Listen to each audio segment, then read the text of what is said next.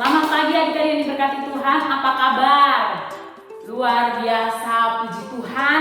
Saat ini Kak Kelly senang kita boleh kembali bertemu dalam ibadah sekolah minggu sekalipun lewat online. Tapi kita percaya bahwa kita akan tetap bersuka cita ketika kita menerima berkat firman Tuhan.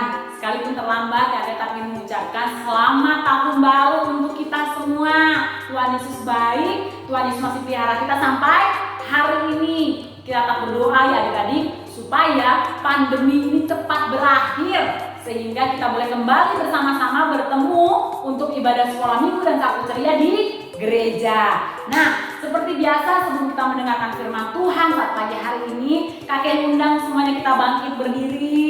Kita akan berdoa untuk mendengarkan firman Tuhan. Semuanya bangkit berdiri. Oke, semuanya lipat tangan. Yuk kita tutup mata, kita akan bersatu dalam doa. Tuhan Yesus yang baik, terima kasih buat kebaikan Tuhan bagi kami.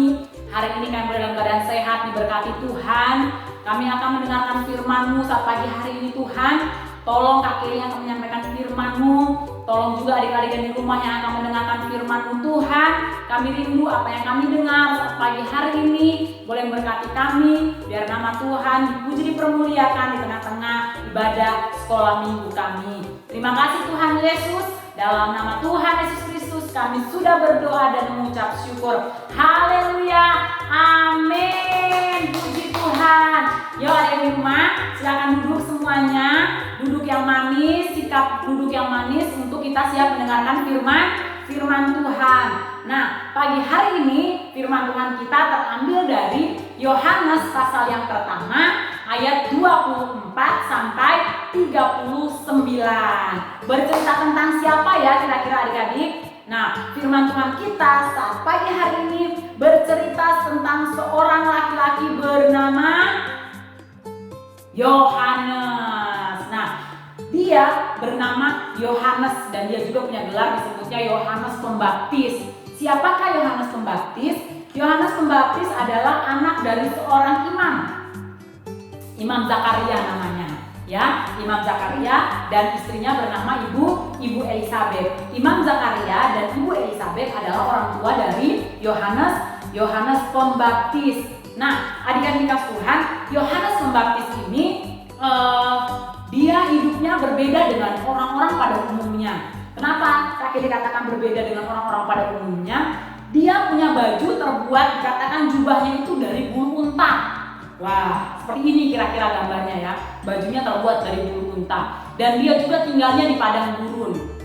Makanannya, Alkitab tulis makanannya adalah belalang dan madu hutan. Nah adik-adik, belalang dan madu hutan itu kakek cari gambarnya kira-kira seperti ini.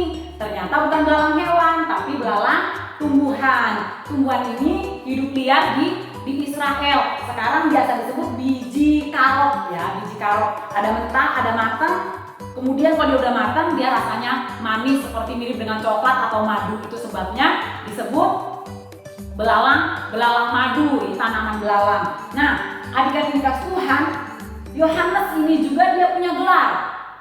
Gelarnya pembaptis. Kenapa dia diberi gelar pembaptis? Karena dia membaptis banyak orang, termasuk Tuhan Yesus. Siapa aja sih yang dibaptis? Kenapa mereka dibaptis oleh Yohanes?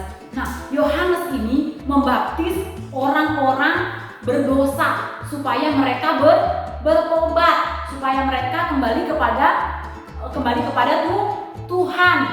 Sekalipun orang-orang yang Yohanes baptis ini adalah orang-orang jahat, supaya mereka bertobat, tapi berbeda dengan Tuhan Yesus. Tuhan Yesus memang Yohanes Pembaptis juga yang membaptis, tapi bukan karena dosa, karena dia rindu melakukan kehendak Bapa yang di sorga. Apa kehendak Bapa yang di sorga? Supaya setiap orang yang percaya dibaptis, termasuk Tuhan Yesus.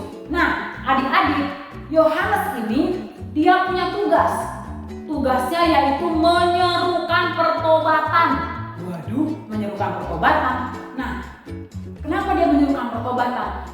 Banyak orang yang sudah berbuat jahat dan melupakan Tuhan, menjauhi Tuhan. Itu sebabnya Yohanes ini mengabarkan bahwa juru selamat akan datang, Mesias akan datang. Dia menyerukan supaya semua orang ini bertobat, berhenti berbuat jahat dan kembali kepada Tuhan.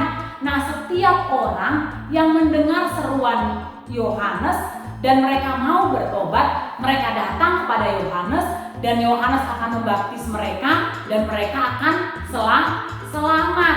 Nah, adik-adik, karena tugas Yohanes ini menyerukan pertobatan, memanggil banyak orang kembali kepada Tuhan, kemudian dia membaptis banyak orang supaya selamat. Banyak orang mengira bahwa Yohanes inilah Mesias, bahwa Yohanes inilah juru selamat yang mereka tunggu-tunggu selama ini. Jangan-jangan dia Mesiasnya, jangan-jangan Yohanes ini juru selamat kita, gitu ya.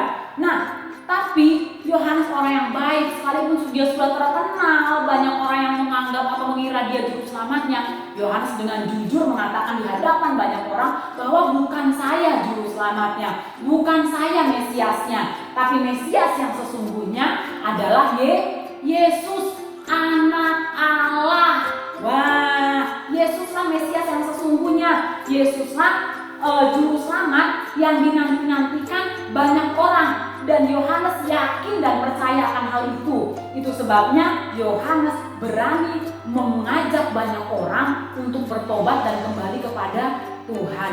Adik-adik, kira-kira dari mana ya Yohanes tahu dan yakin bahwa Yesus inilah Anak Allah?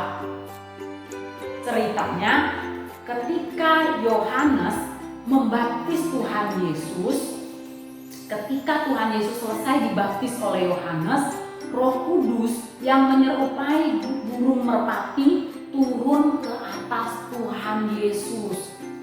Waktu Yohanes membaptis Tuhan Yesus, ketika selesai, Yohanes melihat bahwa Roh Kudus yang menyerupai burung merpati turun ke atas Tuhan Yesus. Dan Yohanes ingat bahwa Tuhan Allah pernah berfirman kepada Yohanes. Tuhan berfirman begini, "Jikalau engkau melihat Roh Kudus turun ke atas seseorang dan tinggal di atasnya, dialah yang akan membaptis dengan Roh Kudus." Yohanes melihat dan menyaksikan Roh Kudus ini turun ke atas Tuhan Yesus. Itulah sebabnya Yohanes sangat percaya dan yakin bahwa Yesus inilah Anak Allah, juru selamat umat manusia. Nah, karena Yohanes percaya, itu sebabnya dia menyerukan pertobatan dan memanggil banyak orang supaya percaya kepada Tuhan Yesus, termasuk Kak Kelly dan adik-adik semua yang ada di rumah. Kita harus percaya bahwa Yesus inilah Anak Allah, bahwa Yesus inilah juru selamat kita. Nah, adik-adik, itu sebabnya kita harus bersyukur, kita harus bersukacita karena Yesus telah lahir ke dalam dunia untuk menyelamatkan kita. Bahwa Tuhan Yesus sudah mati di kayu salib untuk menebus dosa-dosa kita. Bahkan saat ini Tuhan Yesus ada di surga, sedang menyiapkan tempat yang indah untuk kita semua.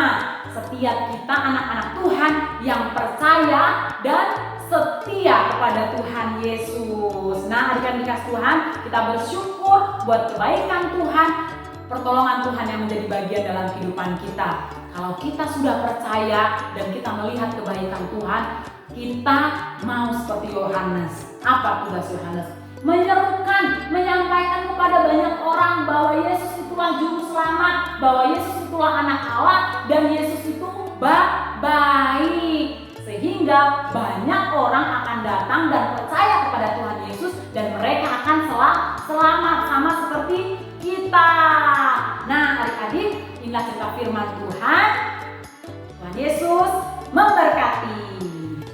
Oke adik-adik, sekarang kita masuk dalam ayat hafalan.